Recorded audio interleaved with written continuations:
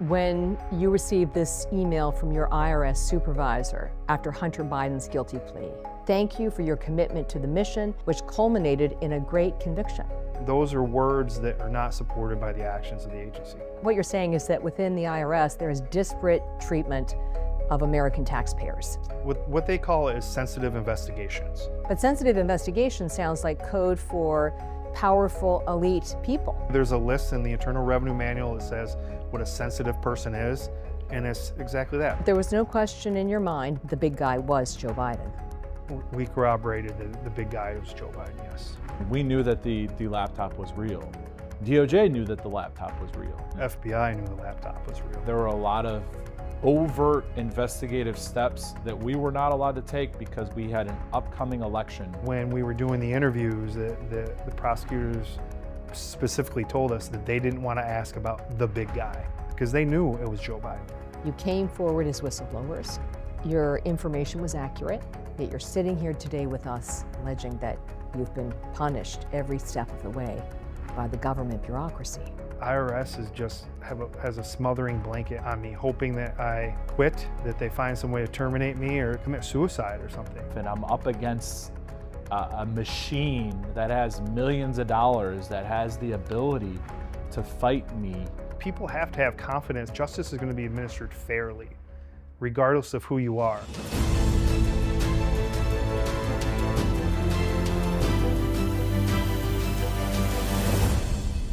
Is Hunter Biden's guilty plea in the federal tax case vindication? Yeah, I absolutely believe so. I mean, he pled straight up to what was in the indictment. To see the risks that Joe and I took, to buck that bureaucracy, which is the IRS, and to go directly against Department of Justice and directly the White House, it was validation, it was vindication, and I wouldn't have changed anything.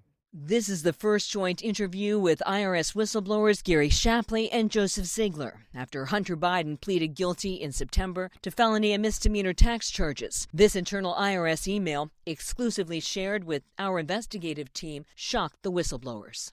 When you received this email from your IRS supervisor after Hunter Biden's guilty plea, calling it a great conviction, what was your response? I honestly couldn't believe that it happened. I literally, first person I called was Gary, and I'm like, can you believe that this was sent? Those are words that are not supported by the actions of the agency. Thank you for your commitment to the mission, which culminated in a great conviction.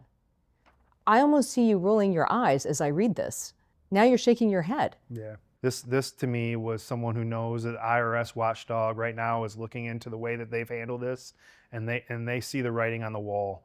And this really is an example of just covering their backside, like a true bureaucracy. Shapley and Ziegler walked us through hundreds of now public tax records. They zeroed in on alleged double standards at the IRS. I recently had an internal attorney for IRS come to me and say that the way that the process is set up, it almost creates this preferential treatment for these elite and large companies because, when it was Hunter Biden, it required additional approvals for every single thing that we did. Meanwhile, the local businessman, I don't need any special permissions. I just go and do the investigation. What you're saying is that within the IRS, there is disparate treatment of American taxpayers. What they call it is sensitive investigations. But sensitive investigation sounds like code for powerful elite people. There's a list in the Internal Revenue Manual that says what a sensitive person is, and it's exactly that. Politicians,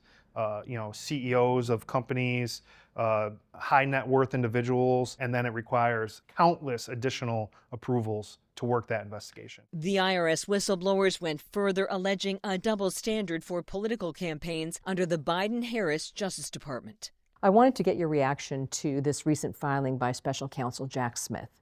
It's 165 pages, allegations against former President Trump, who's also a presidential candidate. And this was made public just a month before the election. Compared to what happened in our investigation, there were a lot of overt investigative steps that we were not allowed to take because we had an upcoming election. And it related to the president's son, so not even the candidate. And we weren't allowed to do certain investigative steps. This filing by Jack Smith in the Trump case would never have happened if the names were swapped and it was Hunter Biden? Based on what we saw in the Hunter Biden case, that document would have never been released 4 weeks before an election. So you're talking about a double standard in the Justice Department. Department of Justice created a precedent as it relates to ongoing investigations and elections in the Hunter Biden case. And if they don't follow that precedence and they do something much more aggressive, then it's clear to me that there's some type of double standard. 4 years ago this month, and 3 weeks before the presidential election, Hunter Biden's laptop, a key piece of evidence in the IRS tax case, was wrongly labeled Russian disinformation. In our investigation, we knew that the laptop was real. DOJ knew that the laptop was real. FBI knew the laptop was real. Yes. Based on the notes of this October 2020 meeting, the FBI and IRS, when did they know the laptop was real? It was many months before October 2020. We were confirming certain aspects of it that it was real and legitimate as far back as late 2019.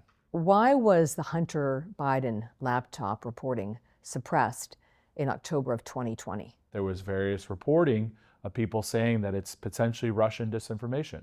And one of those people is the current Secretary of State. His name was in a lot of the emails that were turned over to the House Ways and Means Committee that were on Hunter Biden's laptop. There's definitely a conflict of interest there. In October 2020, Antony Blinken was a longtime aide to then-candidate Joe Biden. According to congressional testimony, Blinken set into motion the events that led 51 former intelligence officials to cast doubt on the laptop. I mean, it was clear that it was a campaign to discredit that information before an election. Ultimately, I guess you can conclude that it was for the purpose of affecting that election. When you heard dozens of former intelligence officials say the laptop had the classic earmarks of a Russian information operation, you knew that was false.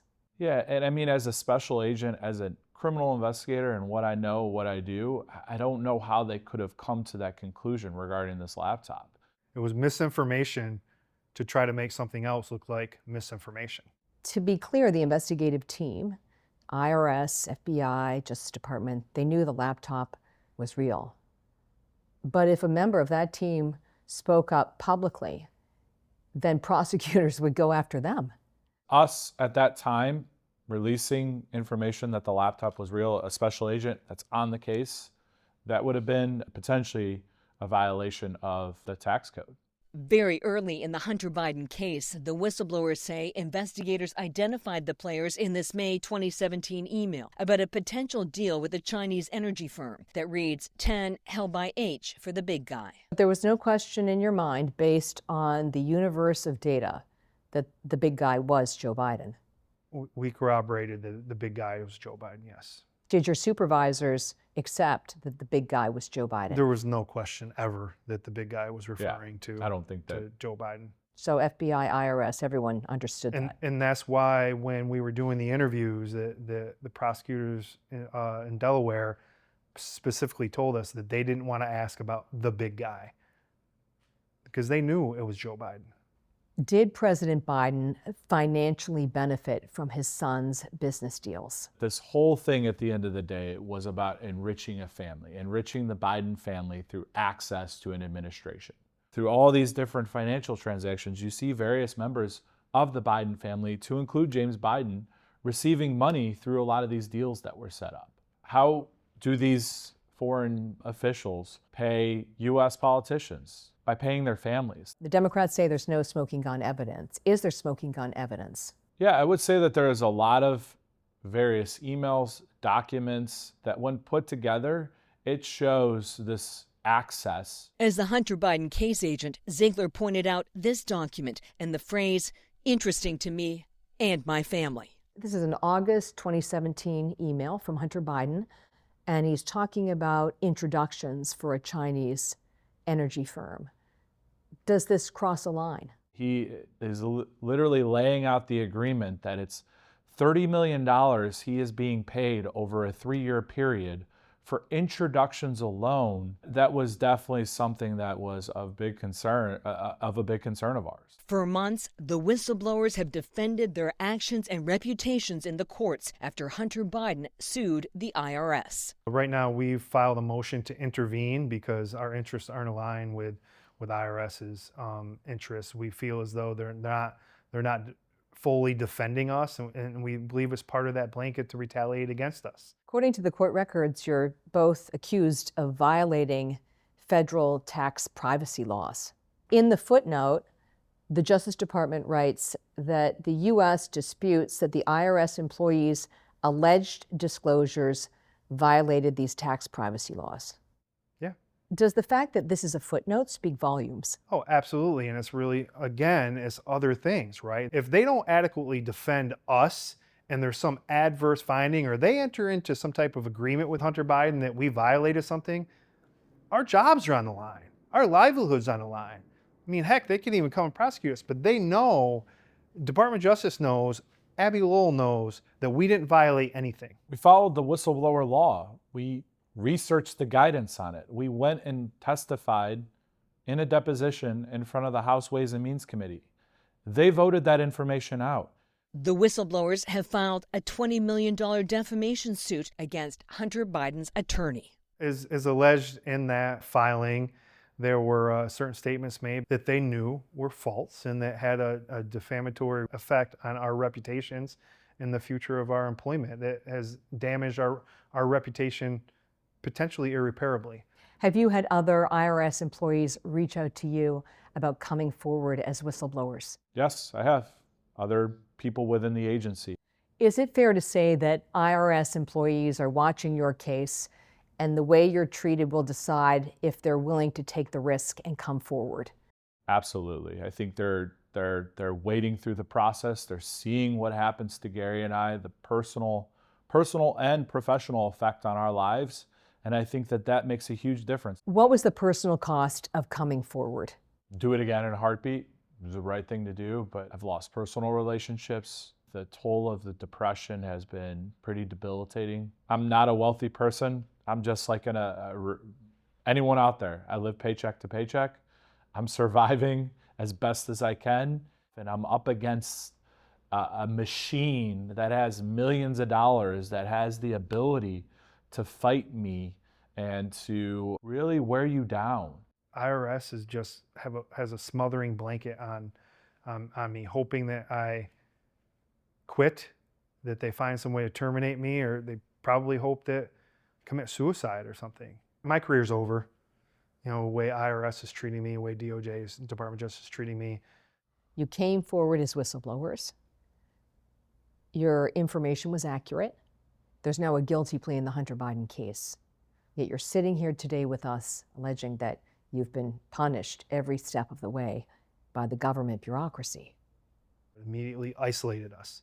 Immediately started making our jobs more difficult. Immediately taking away promotion potentials.